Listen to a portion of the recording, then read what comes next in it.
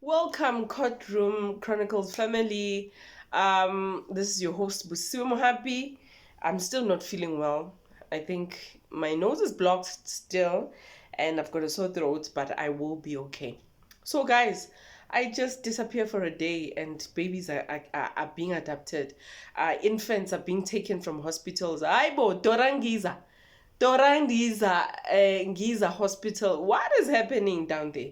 What is going on down there? I want us to cover the story, guys. I need us to talk about the awareness part of it, the educational part of it, and why women find themselves in these type of crimes. It is not an excuse. Definitely, when you do this, you should be apprehended. You should go to jail because it's wrong. It doesn't matter if your intentions are pure. You're doing this because you're having psychological problems. I want us to look at that. You will be taken to jail. That one you must know. So, ladies, this one is for you. I'm talking to you as someone who has gone through something like this, and I will share in just a bit. I want to cover two stories. The one that happened earlier this month on the 4th of May, and the second one is the one that happened on Tuesday. And the children were found, the infants were found yesterday. So let us get into it. I want us to talk about it. Before we get into it, happy birthday. Enjoy your day. Definitely go out today, buy a cake, whatever it is that you can do it, and choose your battles. Be happy, mtase. Enjoy life. There are people, who are praying for a longer life, but you are blessed that you're still alive. Thank you. Let's get into it. This one is a bit heavy and a bit personal. Like I said, I'm going to share my story. So back in 2014, after 14 years of the last time I had a child, I was still a teen when I had my first child, and now I was married, and unfortunately the marriage was very abusive. It was emotionally abusive. I was pregnant. My husband was not happy. I didn't even know that he would react like that. And because of the stress and other things, I lost the child.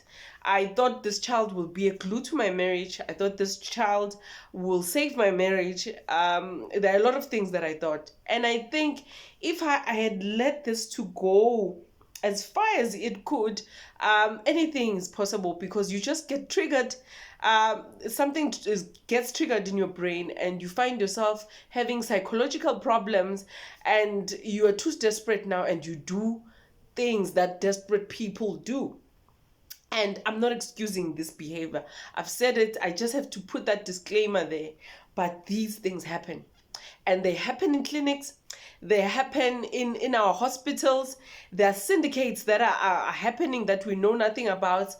And these people are everywhere. So my ladies, I need you to be careful. I need you to be self-aware. I need you to take care of your mental health. Without wasting any time, let us get into it. So yeah, I was desperate for love and hope, and I wanted something to hold on to. So maybe if I had held on a little bit longer and let the darkness consume me, I would have done probably one of these things. And we don't want our ladies to get into that. So women go through these things, and they need help, and they are vulnerable, and you can be dangerously vulnerable, because you will do things that are out of your character, and some people are just plain evil. This is what they do for a living, and they found people who are vulnerable and gullible and do these things to them.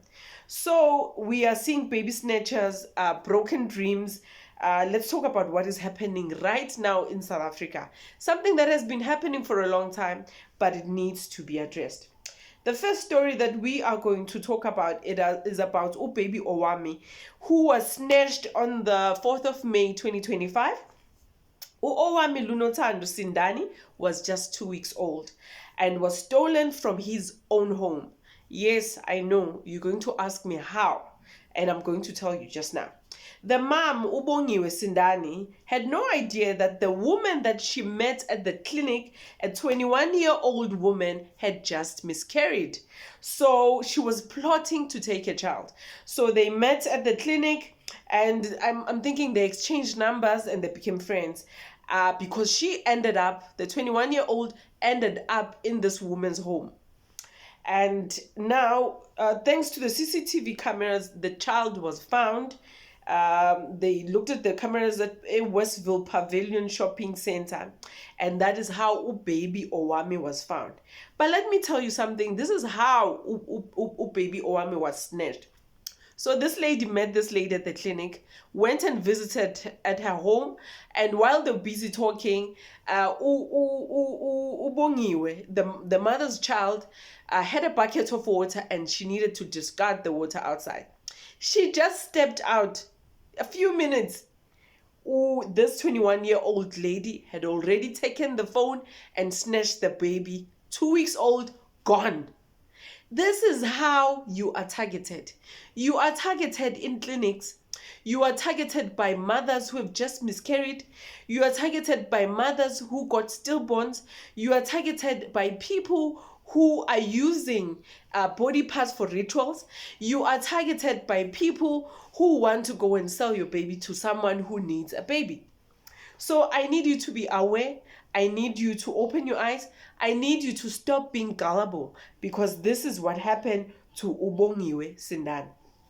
And we thank God the child was recovered, only 2 weeks old. And this woman was grieving, pretended to be someone's friend, and that's how it got into that. So some people's pain goes deep, guys.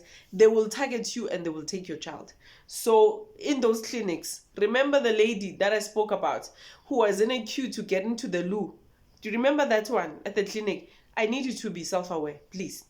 So let us get into this week's story that has happened of the two newborn babies that were snatched at Dorangiza Hospital.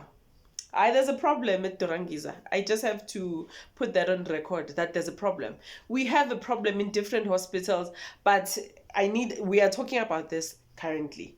So what happened? The other child, the infants, both of them, they were inside incubators. That is number one. Number two, the other one was 2 days old. The other one was 4 days old. I think they were both boys, and they were snatched inside the hospital. The two ladies, a 25-year-old and a 26-year-old, one of them had just given birth about 2 weeks ago to a stillborn child. So it goes back to that thing. The one the 21-year-old miscarried, this one gave birth to one of the two ladies that stole these children, these infants who were inside incubators. So they say that they wore gowns. So I need you to be careful and to see how sneaky people are. Because if I'm wearing a gown, as Ubusi, I get into a maternity ward, no one will suspect anything, and anything can happen. So where you are vulnerable and gullible, people are there. They are eyeing your child and they're about to do a crime. And you will wonder, how did this happen? So now, these children were in incubators. We thought that they were safe. We'll talk about how one of them had a broken arm, but it just been born. We'll talk about that. But right now we're talking about this part. So now the families cried out and, they were desperate. And it is said that one of the matrons said, listen, stop making noise, sit still. This is not the first time this is happening. How dare you, as a matron, say something like that in a hospital to a family who has just lost their child, their infant, and you are saying that, calm down, this is not the first time that it's happening. South Africa is something else, guys. So, and thankfully, there were whistleblowers. I need all my nosy neighbors to be there. Do what you're supposed to do. Put your gossip and your nosiness into a good cause. Because these children were put in a suitcase, a bag. These ladies were carrying a bag. And when they left, apparently they had an encounter with the security. Because when they asked the security, how did you let these women come out? And didn't you hear the children crying? And the security said, I thought it's a cat. Like, really? A cat? So shouldn't you be checking the bag? Because you thought this is a cat. You should be checking what the cat is doing in the maternity ward. So yeah, so the security had seen this, but they thought these were cats, crying cats. So now they tracked down these infants, and thank God that the people who spoke about this, who whistleblowed, were the neighbors, because when the police got there, the big suitcase was still outside. And after questioning the lady, it was as if she was dealing with a phantom pregnancy. She didn't see anything wrong that she had done. So this is where the psychological part comes in. That there are so many people who need counseling when after giving birth, maybe they got miscarriages or they gave birth to stillborns. They need counseling, because we see without these things, they are stealing babies. The 21-year-old wanted to give to go to the boyfriend and say, this is the child I've given birth to. She was so desperate to keep her man that she went out there to a clinic and and targeted a victim and got a 2-year-old child. Now this one also, we see someone got a stillborn child, now goes back to the same hospital where they gave a birth to a child, and now because they are familiar with the place and the securities and everything, they wore the part. They were wearing gowns and they did this. So the bigger question is there a syndicate? Yes, there are syndicates, because in Dorangiza in 2018, we see that there was something also that happened. Children got missing there, and you would think that the security is tighter, but no, things are still happening. So we need more of your CCTV footages. We need to get rid of lazy security people. We need an open door visits policies, that when you come, you don't get in there if you are not a patient. When you work there, there must be identity.